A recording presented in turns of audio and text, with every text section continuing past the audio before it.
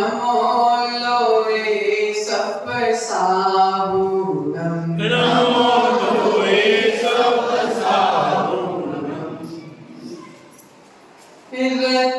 रत्नत्रय से कैसे जीना जी कर दिखलाया मरण समाधि कैसे करना करके दिखलाया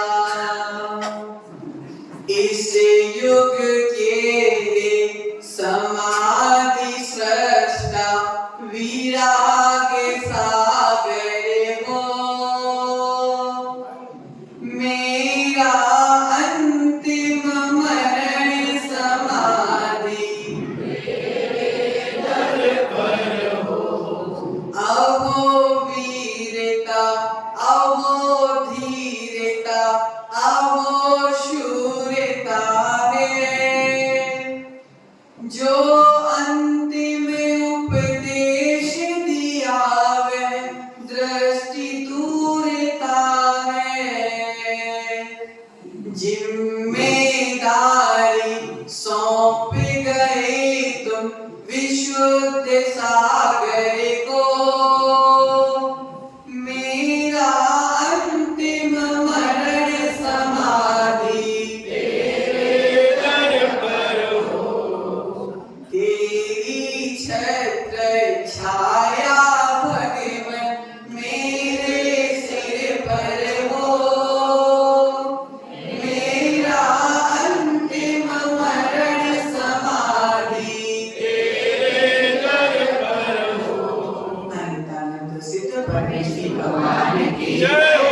देवादिदेव मूलनायक एकदरा श्री आनंद भगवान की जय हो। जय बोले देवादिदेव एकदरा शीतलनाथ भगवान की जय हो। परम पूज्य इस युग के समाधि श्रेष्ठ समाधि साधक परम पूज्य गणाचार्य गुरुदेव श्री विराट सागर जी महाराज की जय हो। परम पूज्य वर्तमान भट्टाचार्य आचार्य भगवंत विशुद्ध सागर जी महाराज की जय हो। दीक्षा गुरुवर आचार्य भगवंत श्री विभव सागर जी महाराज की जय हो। समाधि दिवस महामहोत्सव की जय हो। पूज्य श्री श्री सागर जी महाराज की जय हो। श्री सागर जी महाराज की जय हो। श्याम सागर जी महाराज की जय हो। पूज्य मुनि संघ की जय हो। 12 भावनाओं की चर्चा चल रही थी। अभी हम 12 भावनाओं को जानने का प्रयास कर रहे थे लेकिन आज हम जिन्होंने 12 भावनाओं को अपने जीवन में उतार लिया था ऐसे महान गुरु की चर्चा करने बैठे। जन्म हुआ है तो मरण होना निश्चित है। जन्म हुआ है तो मरण होना निश्चित है। सूर्य का उदय हुआ है तो अस्त होना निश्चित है। नियति की नियतता को कोई टाल नहीं सकता। एक सूत्र आता है अक्षर यमराज करुणा नास्ति। क्या सूत्र? यमराज करुणा नास्ति। यमराज को करुणा नहीं होती। उसे ये पता है कि ये पता नहीं है कि कौन महान है, कोई महापुरुष है, कौन गरीब है, कौन अमीर है, कोई धनवान है, कौन धर्मात्मा है, कोई अधर्मात्मा है। उसको कुछ नहीं पता। यमराज करुणा नास्ति। प्रियात्मा नहीं। आचार्य भगवंत भगवती आराधना ग्रंथ में कहते हैं भाई वीर को भी मरना पड़ता है और कायर को भी मरना पड़ता है। वीर को भी मरना पड़ता है, कायर को भी मरना पड़ता है, धैर्यवान को भी मरना पड़ता है, धैर्यहीन को भी मरना पड़ता है। जब वीर को भी मरना है, कायर को भी मरना है, धैर्यवान को भी मरना है, धैर्यहीन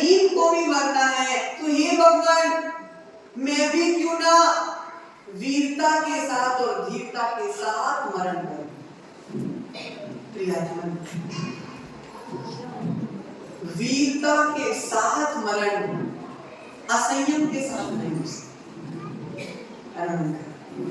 वीर मरण कभी असंयम के साथ नहीं हो सकता। असंयम के साथ तो कायर का मरण होता है, संयमी का मरण तो वीरता के साथ। राग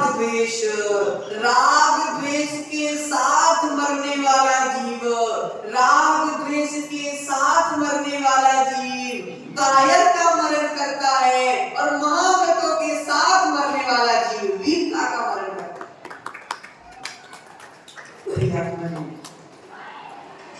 है। जो राग द्वेष के साथ मर जाता है, असंयम के साथ मर जाता है, उसका मरण मातम का विषय हो जाता है।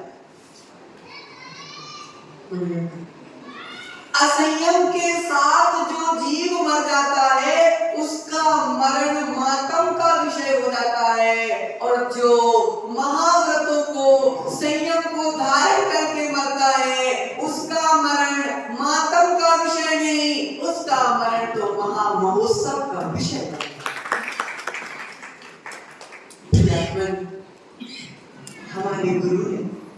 हमारे गुरु ने कोई कायरता के साथ मरण नहीं किया। अक्षय भाई जी हम रोने बैठ जाए।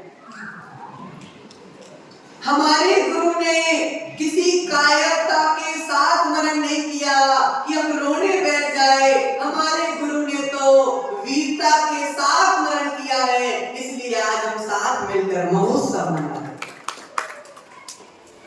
रहे हैं। आज पूज्य आचार्य भगवंत हमारे बीच में नहीं है, लेकिन आचार्य भगवंत के द्वारा दी गई संस्कृति अभी भी जीवित है। आज आचार्य भगवंत हमारे बीच में नहीं है, लेकिन हमारे आचार्य भगवंत की सभ्यता अभी भी जीवित है। आज आचार्य भगवंत हमारे बीच में नहीं है, लेकिन उनके द्वारा दी गई शिक्षा अभी भी जीवित है। आचार्य भगवंत बीच में नहीं है, लेकिन आचार्य भगवंत के द्वारा दी गया अनुशासन अभी भी हमारे बीच में है। प्रियतमन, व्यक्ति चले जाते हैं, लेकिन व्यक्ति के द्वारा दी गई शिक्षा हमेशा जीवित रहती है। प्रियतमन, आचार्य भगवंत ने 61 वर्ष की आयु में प्राणों का त्याग किया। मात्र कितने वर्ष की आयु प्रशिष्ट भाई? 61 वर्ष की आयु। प्रियतमन, आचार्य भगवंत ने 61 वर्ष की आयु में प्राणों का त्याग कर दिया। इस बात का हमको दुख नहीं है। क्यों नहीं है अक्षय भाई दुख?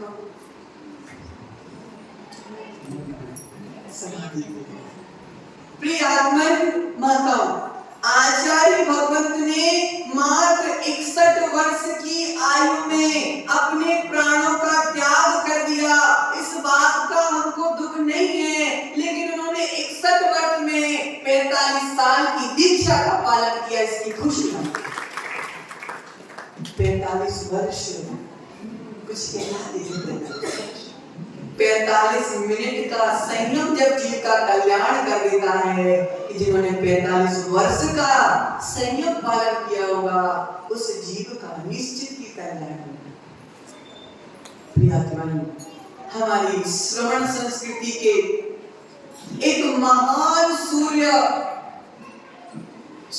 के रूप में आचार्य भगवंत विराज सागर महाराज इस श्रवण संस्कृति को प्राप्त हुए। इससे बड़ा हमारा सौभाग्य क्या? अपने वात्सल्य के माध्यम से, अपने ज्ञान के माध्यम से, अपनी चर्या के माध्यम से उन्होंने अचेतन तीर्थों के साथ साथ लगभग 515 चेतन तीर्थों की रचना की। प्रियतमन, आचार्य भगवंत की संयम के प्रति, चर्या के प्रति जो आस्था थी, जो समर्पण था, उनकी समाधि ने सारी दुनिया को बता दी। अरुण भाई 2 जुलाई का दिन था। 2 जुलाई का दिन था। अनवरत बुंदेलखंड से महाराष्ट्र की ओर बिहार चल रहा था।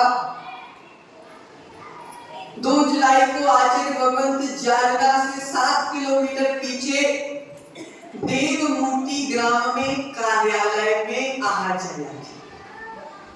आहार चर्या के पश्चात यथावत बिहार का समय हुआ। आचार्य भगवंत लघु शंका के लिए गए, वहां से वापस आए तो हल्की घबराहट हुई। आचार्य भगवंत ने किसी से बोला नहीं, उन्होंने बोला विहार करना। विहार किया। कार्यालय से मात्र 100 मीटर ही आगे गए थे, अचानक से घबराहट बढ़ गई। वहां पास में एक पत्थर पड़ा हुआ था, उस पत्थर पे आदेशी जाकर बैठे। घबराहट थोड़ी और बढ़ी, अचानक से वमन हो गया। तो संत थोड़ा चिंतित हो गया कि आदिशी अभी 10 मिनट पहले अच्छे थे, अचानक से क्या हो गया। तो वमन हुआ और छाती पे दर्द जाने लगा। शिष्यों को शंका तो हो गई थी, लेकिन उन्होंने किसी से बोला नहीं। साथ में जो श्रावक गण थे, उन श्रावकों ने बोला कि आचार्य भगवंत मात्र 7 किलोमीटर में जालना गांव है, वहां पे अच्छे डॉक्टर हैं, अपन व्हीलचेयर के माध्यम से उस गांव पे पहुंच चलते। आचार्य ने सारा किया, नहीं, अपन वापस चले, जहां से आए थे वही वापस चले। आचार्य वापस हो गए। उल्टी हो चुकी थी। ऐसी अस्वस्थ अवस्था में भी साधु पर उल्टी हो जाए तो मौन हो जाए, ये तो सबको पता है। साधु को उल्टी हो जाए तो मौन हो जाता है, क्योंकि मुंह झूठा हो जाता है और झूठे मुंह से कभी शब्द निकालते हैं तो जिनवाणी की अभिनय होती है। क्योंकि जिन शब्दों का हम उपयोग बोलने में करते हैं, उन्हीं शब्दों में जिनवाणी लिखी है, और झूठे मुंह जिनवाणी बोलना जिनवाणी की अभिनय है। ऐसी अस्वस्थ अवस्था में भी आतिशी ने मौन नहीं तोड़ा। डॉक्टर आ गए। डॉक्टर ने बोला, आतिशी क्या हो रहा है, कैसा लग रहा है। आतिशी मौन। डॉक्टर ने चेक किया, मशीनों के माध्यम से चेक हुआ। तो डॉक्टर ने जब रिपोर्ट आई तो बोला, आतिशी को बड़ा वाला हार्ट अटैक। क्या है? बड़ा वाला अटैक आ रहा है, और ये इतना बड़ा है कि अटैक जब बड़ा वाला आता है तो कुछ ही समय में पुनः आने की संभावना रहती है। तो आतिशी को बोला गया कि आतिशी जितनी जल्दी हो सके इसको ऑपरेट करना पड़ेगा, ब्लॉकेज को हटाना पड़ेगा। आतिशी मौन रहे।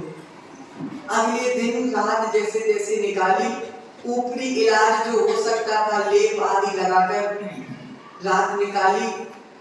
अगले दिन सुबह डॉक्टर ने बोला, आहार चर्या के लिए आतिशी का आजीवन औषधि का त्याग था।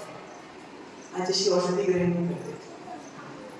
तो जैसे तैसे काढ़े आदि के माध्यम से अगले दिन की आहार चर्या हुई। स्वास्थ्य थोड़ा ठीक हुआ, लेकिन डॉक्टर ने बोला, आतिशी स्वास्थ्य ठीक लग रहा है, लेकिन स्वास्थ्य ठीक नहीं है, इसको जल्दी से जल्दी ऑपरेट करना पड़ेगा। शाम को बोला था तो मौन था, लेकिन आहार के बाद जब मौन खुला तो आतिशी ने एक लाइन बोली डॉक्टर के लिए। वो लाइन इस जिन शासन को जीवंत कर रही है। अक्षय भाई आतिशी ने बोला, जिन शासन की रीत सदा चली आए, जिन शासन की रीत सदा चली आए, प्रहर जाए पर संयम न जाए। क्या शब्द उपयोग किया? जिन शासन की रीत सदा चली आई, प्रहर जाए पर संयम न जाए।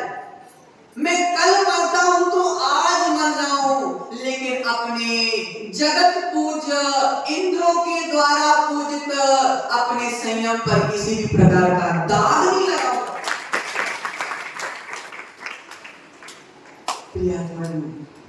स्वास्थ्य थोड़ा सा नरम गरम चल रहा था।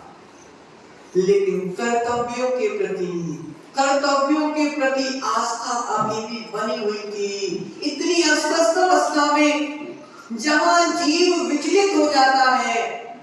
शाम को 4 बजे की बात है, आजर्षि लेटे हुए। तो एक महाराज ने आजर्षि से बोला कि आजर्षि आप दिन भर से कमरे में हो, आर्यगांव को आपके दर्शन करना है, तो क्या आर्यगांव को बुला सकते हैं? आजर्षि ने बोला हाँ बुला। आजर्षि उठ के बैठे, गेट खोला, माता जी लोग आए। संघ में प्रतिक्रमण का समय 6 बजे का रहता है, 5:30 6 बजे का सामूहिक पूरे संघ का प्रतिक्रमण होता है। आजर्षि को इतना होश नहीं था कि समय क्या हो रहा है। आर्यिकाएं आई, बज रहे थे 4।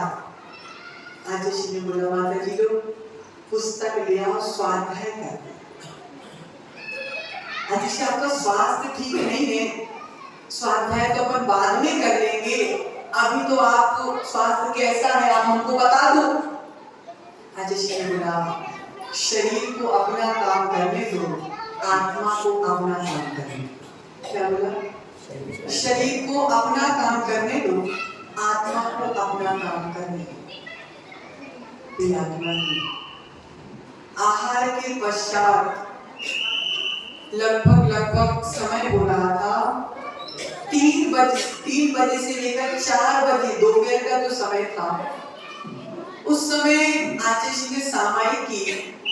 सामायिक के पश्चात श्रीमान अरुण जी कोटारिया, अहमदाबाद वाले, वो जाते भगत के पूर्व के भक्त थे, वो अस्वस्थ अवस्था को सुनकर वहां पे आ चुके थे।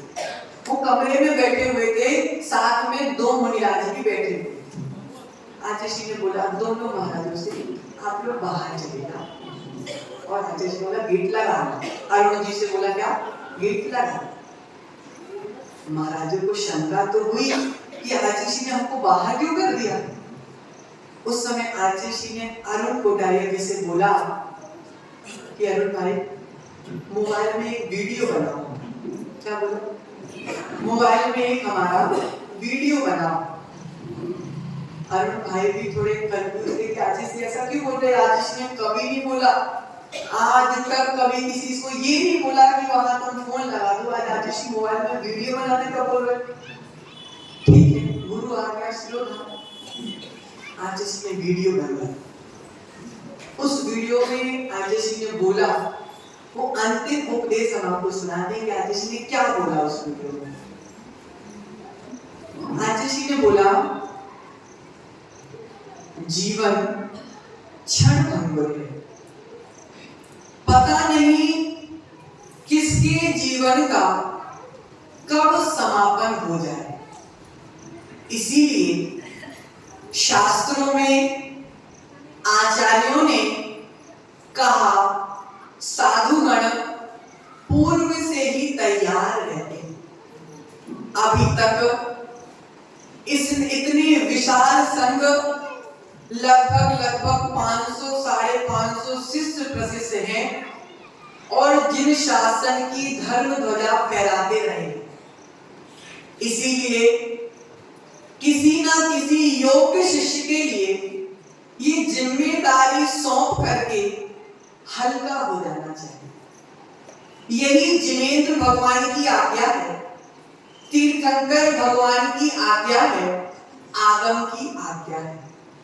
हमारे संघ में प्रभावक और कुशल श्रवणाचार्य विशुद्ध सागर महाराज हैं, और वे ही इस जिम्मेदारी को पालन करने में सक्षम और समर्थ हैं।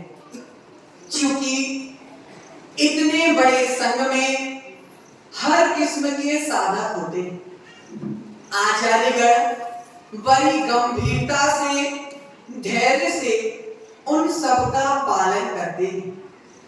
हम चाहते हैं कि विशुद्ध सागर जी महाराज वो अपनी निस्वार्थ भावना से साधुओं में बिना राग द्वेष के प्रेम वात्सल्य के साथ सभी का यथोचित ध्यान रखें। चर्या सबकी श्रेष्ठ हो, क्योंकि शिथिलता के संस्कार अगर एक बार आ जाते हैं तो उसको चेंज कर पाना बड़ा मुश्किल हो जाता है, कठिन हो जाता है। वे इन बातों का ध्यान रखें। महाराजों में हमारे बहुत सारे महाराज हैं, विवर्धन सागर जी महाराज हैं, विनिश्चय, विहर्ष, विभव आदि आदि विहर्ष सागर जी महाराज हैं।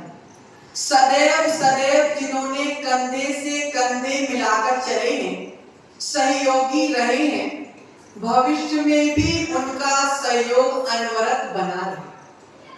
7 आचार्य हैं, 8 उपाध्याय हैं, गणधर हैं, स्थिविर हैं, प्रवर्तक हैं, गर्णी माता जी लोग हैं।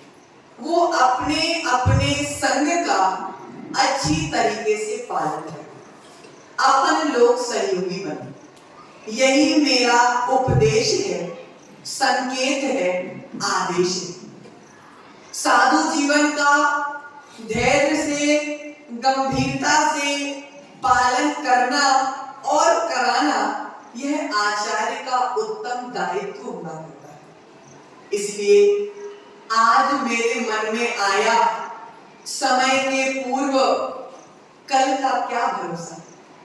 आज बोल पा रहे हैं, कल बोल पाए या ना बोल पाए। आज ध्यान है, कल ध्यान रख पाए ना रख पाए। इसलिए एक पूर्व संकेत सभी साधु, सभी शिष्य, प्रशिष्य गण पालन करें। परम पूज्य आचार्य गुरुदेव विमल सागर महाराज की और अपने संघ की जो पद्धतियां हैं, जो परंपराएं हैं, उसका भली भांति बिना किसी समझौता के किए बिना पालन करें और पालन कराते रहें। मेरी भावना है सभी में चर्या में एकीकरण रहे, एकता रहे चर्या में। हमें भरोसा है सभी योग्य शिष्य हैं और वे निश्चित ही इस विषय में सोचेंगे और पालन करेंगे, जैन धर्म की ध्वजा फहराते रहेंगे।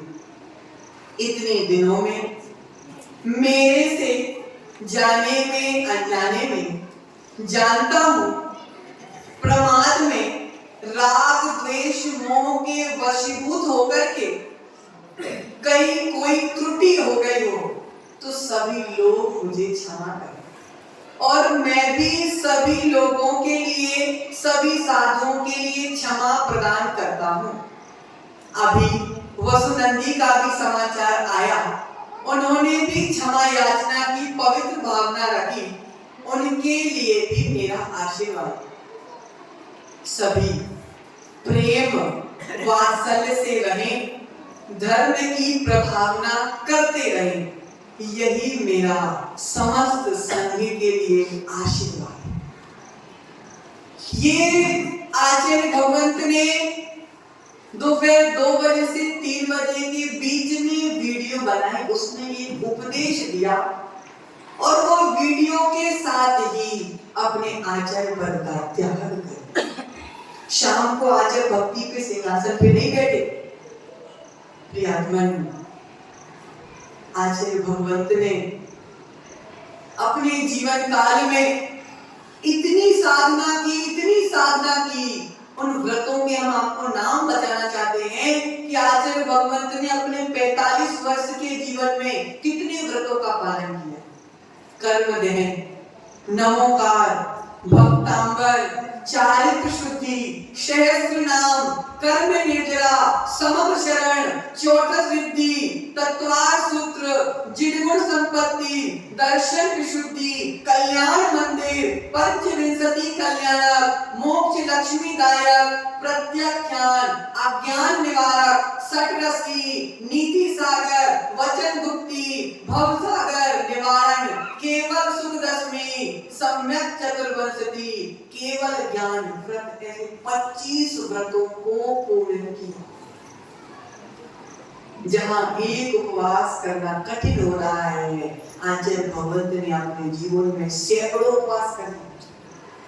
प्रियात्मन 5 करोड़ से ऊपर विभिन्न विभिन्न मंत्रों की जाप की, आचार्य भगवंत 2:30 बजे उठ जाते और 2:30 बजे से लेकर 4 बजे तक गणधर वलय की जाप करते थे। असंख्यात मंत्रों की जाप की आचार्य भगवंत ने। हमने अपने जीवन में आचार्य श्री के लिए कभी 1 मिनट भी फ्री नहीं बैठा है। हाथ में माला कंटिन्यू रहती। जब पढ़ा रहे हो या प्रवचन कर रहे हो उसी समय, या सो रहे हो या आहार कर रहे हो, इतने समय के अलावा हाथ में माला कंटिन्यू चलती रहती। कभी भी आप व्याससागर जी की कहीं भी कोई भी मंच पे बैठा हुआ देखोगे अगर कोई वीडियो में, तो माला हाथ में हमेशा चलती रहती। जिन्होंने अपने जीवन में मध्य प्रदेश, छत्तीसगढ़, राजस्थान, महाराष्ट्र, कर्नाटका, उत्तर प्रदेश, तमिलनाडु, उड़ीसा, झारखंड आदि आदि राष्ट्रों में लगभग 1 लाख किलोमीटर का पद विहार। प्रियात्मन, आचार्य भगवंत ने एक प्रसंग याद आता है। सन 1982 आचार्य भगवंत चुल्लर थे। आचार्य भगवंत कारंजा लाड महाराष्ट्र में विराजमान थे। उस समय आचार्य श्री की उम्र मात्र 19 वर्ष की थी। आचार्य भगवंत को असाता वेदी कर्म के उदय से तपेदिक टीबी नाम का रोग हो गया। मात्र 19 वर्ष की आयु में डॉक्टरों ने जवाब दे दिया। डॉक्टरों ने बोला आपको अंग्रेजी इलाज कराना पड़ेगा, नहीं तो प्राणों की रक्षा करना कठिन है। आचार्य श्री ने बोला वहां के मूल नायक चंदा प्रभु भगवान, उस चंदा प्रभु भगवान के चरणों में बैठे और आचार्य श्री ने डॉक्टरों से स्पष्ट बोला अगर मेरा स्वास्थ्य ठीक हो जाता है तो मैं तत्काल मुनि दीक्षा ले लूंगा, और अगर मेरा स्वास्थ्य ठीक नहीं होता है तो इन्हीं चंदा प्रभु के चरणों में समाधि ले लूंगा। प्रियात्मन, कर्म कटे, रोग ठीक हुआ। 82 के अंत में रोग ठीक हुआ। 83 तक धीरे धीरे रोग ठीक हुआ। 9 दिसंबर 1983 में औरंगाबाद में आचार्य विमल सागर जी के चरणों में उन्होंने मुनि दीक्षा धारण की। क्या संकल्प लिया था कि स्वास्थ्य ठीक हो जाएगा तो तत्काल मुनि दीक्षा धारण करेंगे।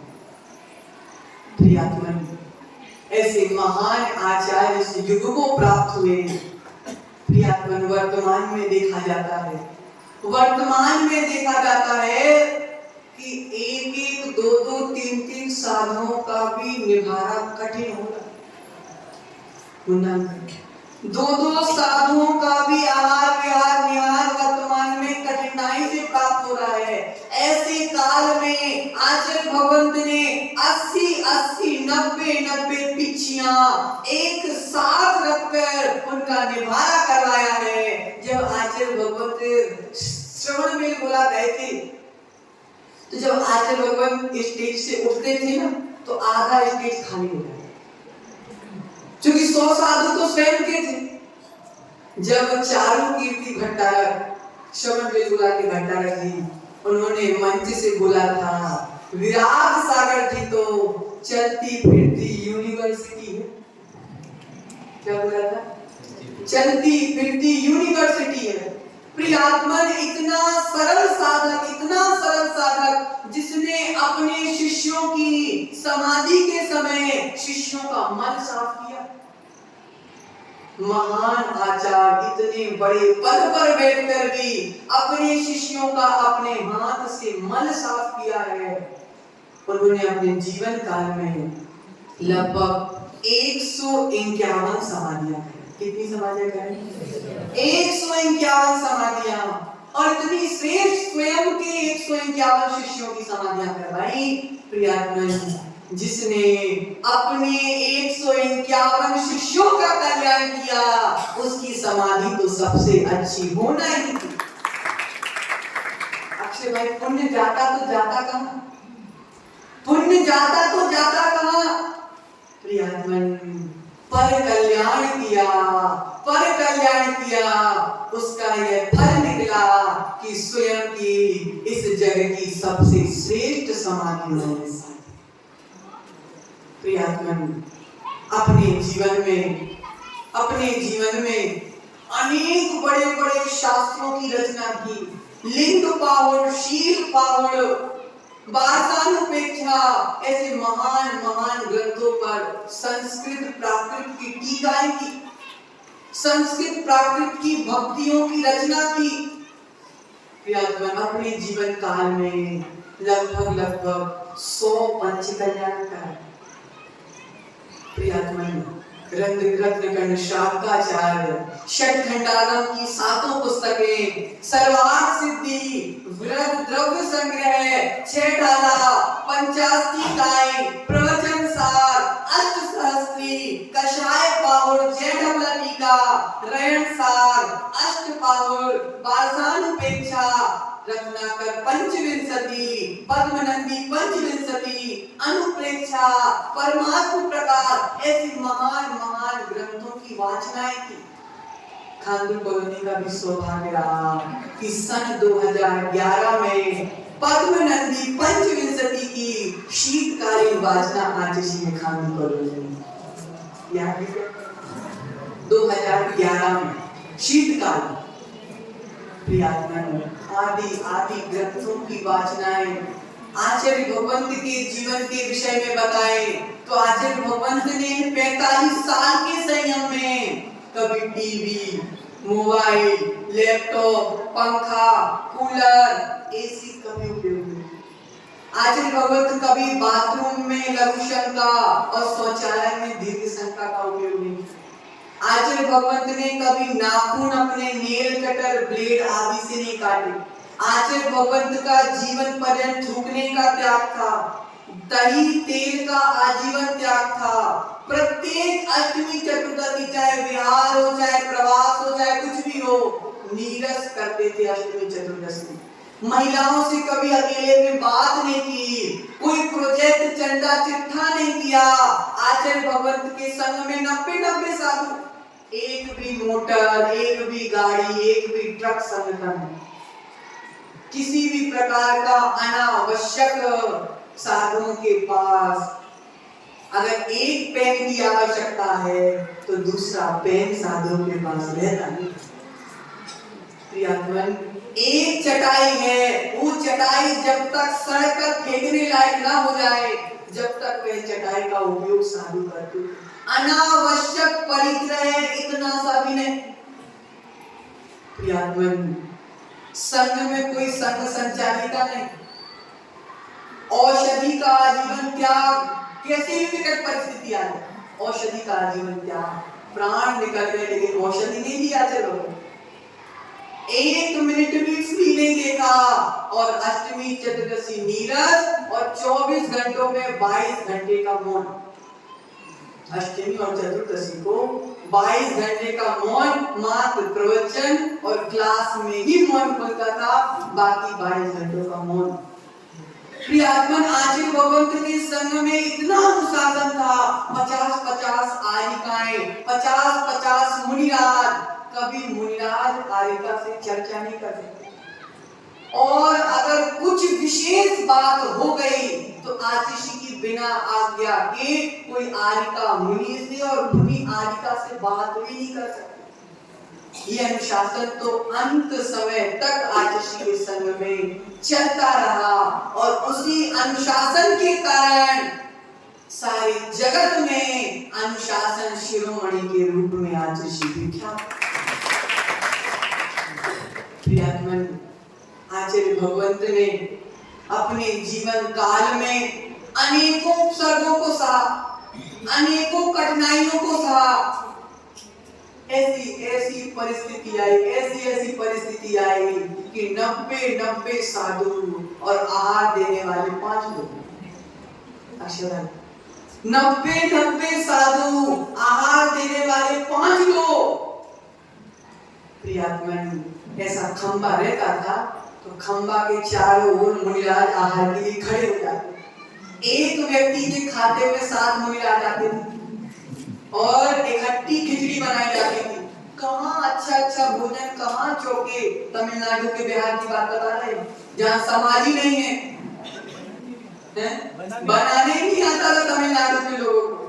तो संघ की ब्रह्मचारियां इतनी खिचड़ी बनाती थी और साधुओं की अंजलि में एक साथ 7 महाराजों को दे दिया एक चक्कर में। जब तक वो लेते थे फिर दूसरा चक्कर लगता। संघ में अशोक भाई मुख्य पार्टी नहीं कहते थे उच्चासन में बैठाने के लिए। कब? तमिलनाडु के बिहार में, आज से 20 साल पहले की बात बता रहे। संघ में पार्टी नहीं, अब उच्चासन कैसे दिया आहारों के साधुओं को? तो आरिकाओं के लिए ईटे के पार्टी बना देते थे। ईटों के पार्टी बना देते थे और मुनिराजों के लिए चौक से पार्टी की डिजाइन बना देते थे और मुनिराज उच्चासन में। लेकिन मजाल है, किसी समाज को दोष दिया हो, किसी समाज से कुछ बोला हो और संघ ने, साधु ने कभी कुछ बोला हो कि आचार्य आपने दीक्षा दे दी लेकिन सुविधा नहीं दे पाए। आचार्य ने पहले बोल दिया था दीक्षा में, सुविधाओं के लिए दीक्षा नहीं, सुविधाओं के लिए दीक्षा नहीं, प्रसून भाई आत्म कल्याण के लिए दीक्षा दी। इस मुनि मार्ग में आदर्श हमेशा बोलते थे, सुमुनि मार्ग में अरुण भाई व्यवस्था नाम की कोई व्यवस्था नहीं। क्या? इस मोक्ष मार्ग में, मुनि मार्ग में मोक्ष व्यवस्था नाम की कोई व्यवस्था नहीं है। जैसी व्यवस्था हो साधु उसमें व्यवस्थित हो जाता है, इसी का नाम है दिगंबर संघ।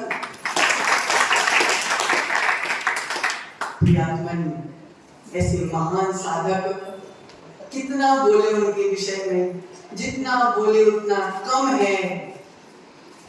इस बुंदेलखंड के प्रथम आचार्य, बुंदेलखंड के प्रथम आचार्य गुरुवर विराट सागर महाराज हुए, एकमात्र संत जिन्होंने 16 वर्ष की आयु में दीक्षा ली और 32 वर्ष की आयु में महान आचार्य पद को धारण किया। उस युग के सबसे पहले युवा आचार्य हुए आचार्य विराट सागर। वो भी आचार्य पद इतनी जबरदस्ती में दिया गया, पाटे से उठ नहीं रहे थे। पंडित जगन मोहन लाल जी, दरबारी लाल जी कोठिया आचार्य को पाटे सहित उठाकर सिंहासन पर बैठाया। आचार्य भगवंत विमल सागर महाराज निमित्त ज्ञानी, जो बोल देते थे तो हो जाता था। उन्होंने विराट सागर जी से बोला था, बेटा विराग तू मेरे से ज्यादा पुण्यवान है, तू मेरे से ज्यादा पुण्यवान है, तेरी जग में बहुत ख्याति होगी और तू मेरे से भी ज्यादा दीक्षाएं देगा। प्रियात्मा अनेकों आचार्यों ने आचार्य भगवंत की प्रज्ञा को देखकर, ज्ञान को देखकर, चर्या को देखकर आचार्य पद देने की बात की, लेकिन आचार्य भगवंत ने एक ही शब्द बोला, मैं इसके योग्य नहीं। क्या शब्द बोला खुश भाई? मैं इसके योग्य नहीं हूँ। लेकिन विमल सागर जी ने सन 1992 में 92 में आचार्य भगवंत का चातुर्मास द्रोणगिरी छतरपुर जिले में चल रहा था और वहाँ बड़े बड़े विद्वानों के द्वारा दरबारी लाल जी कोठिया इन लोगों के सामने, इनकी साक्षी में लगभग 20,000 जन समूह के बीच में आचार्य को पाटे से उठाकर, पाटे सहित उठाकर सिंहासन पर बैठाया और ऐसे द्रोणगिरी सिद्ध क्षेत्र पर आचार्य पद पर आसीन किया। गुरु की महिमा वर्णी न जाए, गुरु नाम जपो मन वचन गाए। हमने सागर को गागर में समेटने का प्रयास किया, लेकिन गुरु के विषय में इतना विषय है। उन्होंने अपने जीवन में मूलाचार के अनुसार, मूलाचार ही में एक इंडेक्स में एक पॉइंट लिखा है कि साधुओं को कैसे संग में नहीं रहना चाहिए। मूलाचार आप लोग पढ़ भी नहीं सकते, आज्ञा भी नहीं है, लेकिन हम आपको बस वो सूत्र बता रहे हैं। कि साधुओं को कैसे संग में निवास नहीं करना चाहिए, तो उसमें आचार्य भगवत भट्ट के महाराज ने स्पष्ट लिखा है कि जिस संग में आचार्य ना हो, जिस संग में उपाध्याय ना हो, जिस संग में स्थिविर ना हो, जिस संग में प्रवर्तक ना हो, जिस संग में गणधर ना हो, ऐसे संगों में मुनियों को निवास या दीक्षा नहीं लेना चाहिए। तो आचार्य भगवंत ने इस विषय पर चिंतन किया और अपने जाने के पूर्व में संग में 7 आचार्य, 7 उपाध्याय, 1 गणधर, 1 स्थिविर, 1 प्रवर्तक एवं 5 गणनी आदिकाओं को अपनी अपनी जिम्मेदारी सौंप कर चले। प्रियात्मन विरागोदय का पंच कल्याणक अक्षय भाई 1 साल बाद हुआ। आचार्य श्री ने उसको 1 साल पहले किया। साधु ने पूछा आचार्य श्री ऐसा क्यों किया? आचार्य श्री ने बोला काल करे सो आज कर, आज करे तो अब, क्यों पता, क्या पता अगली साल हम हो ना हो। मजाक में बोल दी। साधु ने बोला आचार्य श्री ऐसा क्यों बोल रहे? आचार्य श्री कह रहे हैं यही तो आगम की आज्ञा है। महाराष्ट्र की ओर बिहार करने से पहले 11 बुंदेलखंड के पंच कल्याण, नैनागिर आदि सारे पंच कल्याण, 11 पंच कल्याण करते हुए आचार्य श्री महाराष्ट्र की ओर बिहार कर रहे थे। अग्रणी आरिका विंध्य श्री माता जी, जिनके मार्गदर्शन में सलेहा जिला पन्ना जिला में गांव है सलेहा, वहां भव्य जी मंदिर का निर्माण हुआ। उसका पंच कल्याण आचार्य श्री के सानिध्य में होना था। तो माता जी ने बोला था आचार्य श्री प्रयास कर रहे हैं कि 2026 तक ये पंच कल्याण आपके सानिध्य में करा दें। लेकिन आचार्य श्री ने बोला मैं तो 24 की भी गारंटी नहीं देता। विरागोदय के समय आचार्य श्री ने बोल दिया था कि मैं 24 की भी गारंटी नहीं देता। आचार्य श्री का जब युग प्रतिक्रमण 2012 का जयपुर में हुआ था, उस समय आचार्य श्री के सानिध्य में ज्योतिषों का एक सम्मेलन हुआ। उस ज्योतिषों की संगोष्ठी हुई थी। उस संगोष्ठी में मेहंदी चौक जयपुर में। तो आचार्य भगवंत को किसी ज्योतिष ने बोला था कि आचार्य श्री आपकी आयु ज्यादा नहीं, मात्र 60-61 वर्ष की आयु है। आचार्य भगवंत ने ये बात किसी को नहीं बताई थी, पर्सनल चर्चा हुई थी। लेकिन आचार्य श्री जाने के पूर्व तक इस बात को मन में बैठाए थे और अंत समय तक सचेत रहे। प्राण निकले भैया 2:30 बजे रात को। कितने बजे कुछ 2:24 पर प्राण निकले। आचार्य श्री उस दिन पूरी रात सोए नहीं। सोते थे 2 मिनट 5 मिनट सोते थे, फिर उठते थे, फिर बैठते थे ध्यान मुद्रा में, फिर 5-5 मिनट का ध्यान करते थे, फिर सो जाते थे, फिर 5-5 मिनट का ध्यान करते थे। महाराज ने पूछा आचार्य श्री ऐसा क्यों कर रहे हैं? आचार्य श्री ने बताया उनको पता था कि मैं सोते सोते ना मरूं। उनको लग रहा था कि मेरे प्राण सोते सोते ना निकल जाए, इसलिए उठते थे बैठते थे, उठते थे बैठते थे। 2 बजे उठी गए पूरी तरीके से। स्वयं अपने हाथ से कमंडल उठाया, लघु शंका गए, लघु शंका करके आए, सामय की आवर्त की। सचेतता देखो अशोक भाई, सामय की आवर्त की। आवर्त करने के बाद तखत का मार्जन किया, ध्यान मुद्रा में बैठे, हाथ पर हाथ रखकर बेचैनी होने लगी। पूज्य विवर्धन सागर महाराज वहां बैठे हुए थे। क्योंकि क्या होता है जब संघों में अनेक समाधियां देख ली जाती है तो क्या चेहरा देखकर पता चलता है कि अब समय कितना बचा है। एक संकेत मिलता है कि चेहरा देखकर पता चलता है कि अब समय कितना बचा। तो आचार्य श्री को घबराहट हुई तो विवर्धन सागर महाराज से उन्होंने आचार्य श्री ने बोला मेरा 4 प्रकार के आहारों का आजीवन क्या है। विवर्धन सागर महाराज ने चेहरा देखा, उनको लगने लगा कि आचार्य श्री का समय कम है। तत्काल ओंकार मंत्र कान में सुनाया। आज इसी ध्यान मुद्रा में बैठे हुए हैं, कान में महाराज नमोकार सुना रहे हैं, सारा संग आ गया, सारी आरतियां आ गई, नमोकार सुनाते सुनाते आचार्य श्री के 2 मिनट में प्राण निकल, तुरंत गर्दन लटक गई। डॉक्टर आया, डॉक्टर ने चेक किया, डॉक्टर ने तो बाद में घोषित किया कि आचार्य श्री की समाधि हो गई। संघ ने पहले ही समझ गए थे कि आचार्य श्री चले गए, लेकिन संघ में 90 वर्ष के मुनिराज बिलख रहे, मुनिराज रो रहे। क्या होता है भैया, जवान तो प्रभावना करके अपना जीवन निकाल देता है, लेकिन वृद्ध के लिए मात्र गुरु ही सहारा होता है। वृद्धों के लिए मात्र गुरु ही सहारा होते हैं। और 90 साल के मुनिराज बैठे हैं और 60 साल के गुरुजी चले गए, क्या स्थिति होगी। लेकिन देखो, नियति की नियतता को किसने टाला, यमराज करुणा नास्ति। यमराज को क्या करना कि जिन गुरु के जाने से संग टूट जाएगा, संग बिखर जाएगा, लेकिन यमराज ने नहीं देखा।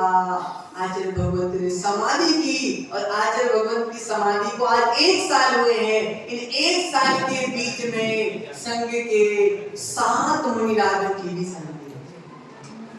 ये साल भर के बीच में जो संघ में, मूल संघ में वृद्ध मुनिराज थे, सब ने गुरु का स्मरण करते करते ऐसी ऐसी समाधि में आचार्य श्री की फोटो हाथ में लेकर फोटो देखते देखते प्राण के साथ। ऐसे महान गुरु के चरणों में सिद्ध श्रुत आचार्य शांति समाधि पूर्वक बारंबार हम नमस्कार करते हैं और यही विनयाञ्जलि देते हैं कि हे गुरुवर, जिस रत्नत्रय का पालन करके, आचार्य भगवान ने पंक्ति लिख दी ना मेरा, रत्नत्रय में जीवन जीना, जीकर दिखलाया, मरण समाधि कैसे करना कर कर दिखलाया। इस युग के समाधि सृष्टा विराट सागर हो, और मेरा अंतिम मरण समाधि तेरे दर पर हो। इसी मंगल भावना के साथ ऐसे महान समाधि साधक के चरणों में कोटि सा वंदन करते हुए समाधि की भावना हम सभी भी भाते हैं। जो आचार्य ने अंतिम उपदेश दिया, इस उपदेश के लिए पूज्य आचार्य भगवंत ने पद्यानुवाद किया है। उस पद्यानुवाद का वाचन छोटा बच्चा करेगा, विहान इस पद्य के वाचन करेगा। सब ध्यान से आंख बंद करके सुनेंगे लोग। उसी का पद्यानुवाद है कि आचार्य ने क्या बोला। माइक आ दो भैया।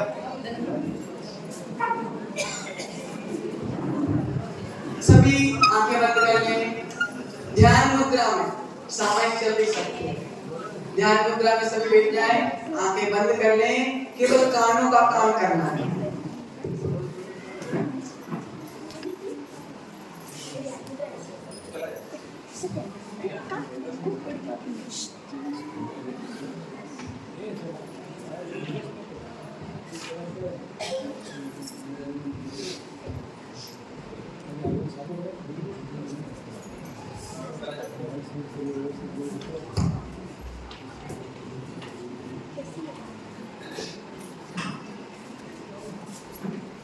बोली देवादेव श्री श्याम सनातन भगवान की जय। परम पूज्य आचार्य श्री राज सागर जी महाराज की जय। परम पूज्य आचार्य गुरु विशुद्ध सागर जी महाराज की जय। परम पूज्य सारस्वत कवि आचार्य वंशी विभव सागर जी महाराज की जय। परम पूज्य मुनि श्री शुद्ध साजी श्याम श्री सागर जी महाराज की जय। जीवन क्षण भंगुर है, चेतन कर समाधि जाना। पता नहीं किसके जीवन कब शांत समय आना। इसीलिए शास्त्रों में ऐसा कहे मुनीश्वर हो, पहले से तैयार रहे मुनि जीवन नश्वर हो। अब तक इतने बड़े संग को भली भांति पाला। लगभग 5 शतक शिष्यों को संयम में डाला। शिष्य प्रशिष्य सभी मिल करके गुरु आज्ञा पाए। जिन शासन की धर्म ध्वजा को फहराते आए। जिम्मेदारी सौंप योग्य को हल्के हो जाना। यह जिन आज्ञा भगवद आज्ञा शुद्ध आज्ञा माना। परम प्रभावक महाकुशल मुनि विशुद्ध सागर जी हैं। वे ही सक्षम वे समर्थ महागुणागर हैं। बड़े संग में सभी तरह के साधक रहते हैं। सबके लालन पालन में गुरु धीरज धरते हैं। सागर सम गंभीर हृदय रख निभे निभाते हैं। तभी बड़े संगों के नायक संग चलाते हैं। हम यह चाहें विशुद्ध सागर जी महाराज अपने। अपनी निस्वार्थ भावना तन मन प्राण अपने। सर्व साधु में राग द्वेष विन प्रेम भाव राखें। और सभी का सदा यथोचित वे ही ध्यान रखें। चर्या श्रेष्ठ सभी की होवे यह मेरा कहना। क्योंकि यदि शिथिलता लाए कठिन छुड़ा पाना। वे मेरी इन सब बातों का प्रतिपल ध्यान रखें। उपलब्धि का स्वाद हमेशा मिलकर साथ चखें। मुनिराजों में बहुत सारे मुनिराज हमारे हैं। मुनि विवर्धन सागर जी मुनि गण गुणधारे हैं। शिष्य विनिष्ठय विहर्ष सागर विभव आदि आदि। सदा सदा जो साथ चले हैं रहकर सहयोगी। इन शिष्यों का भी भविष्य में नित सहयोग रहे। कंधे से कंधा देकर जो पल पल साथ रहे। 7 सूर्य है 7 है पाटक संग में गणधर है। संग स्तविर संग प्रवर्तक गणिनी माता है। वो अपने अपने संगों को भली भांति पाले। अपन सभी सहयोगी बनकर सब एक साथ चले। यह उत्तम उपदेश आपके लिए हमारा है। यही इशारा यही तो आदेश हमारा है। महादेर गंभीर पने से संग चलाना है। साधु जीवन पालन करना और कराना है। सूरी जनों का उत्तरदायित्व खूब निभाना है। इसीलिए तो मेरे मन ने आज ये ठाना है। जो कुछ करना समय से पहले वह सब मैं कर लूं। कल का कौन भरोसा क्या है बोलूं ना बोलूं। आज ध्यान है काल ध्यान यह रख पाए या ना। आज बोल पाते हैं मुंह से कल बोले या ना। इसीलिए यह पूर्व इशारा देकर जाता हूँ। सभी साधुगण पालन करना बात बताता हूँ। परम पूज्य आचार्य गुरुवर विमल सागर जी की। और भी अपने साधु संग की पदवी दिया जो भी। परंपराएं जो जैसी है कभी नहीं टाले। बिना किसी भी समझौता के परवाए पाने। सबकी चर्या एक सरीखी और एकता हो। मेरी भावना मैंने रख दी भाव सहजता हो, और भरोसा मुझको ये है सभी योग्य जब हैं। इस बिंदु पर वे सोचेंगे करना क्या कब है। निश्चित ही पालन करके वह पलवाएंगे भी, जैन धर्म की ध्वजा पताका फहराएंगे भी। इतने दिन में मेरे द्वारा जाने अनजाने प्रमादवश हो राम देशवश मोह भाव आने। कहीं कोई भी त्रुटि हुई हो सब जन क्षमा करें। सभी जनों को सर्व संग को हम भी क्षमा करें। आज अभी वसुनंदी का भी समाचार आया, उनने भी तो क्षमा याचना भाव विमल भाया। उनके लिए भी मेरा मंगल आशीर्वाद रहे। श्री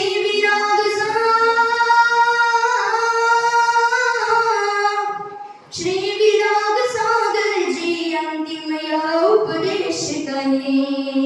प्रेम भाव वात्सल्य भाव से सब मिल साथ रहे।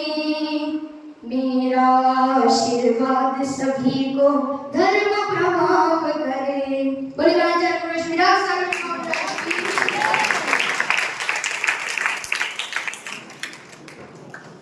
जवानी के ज्ञान से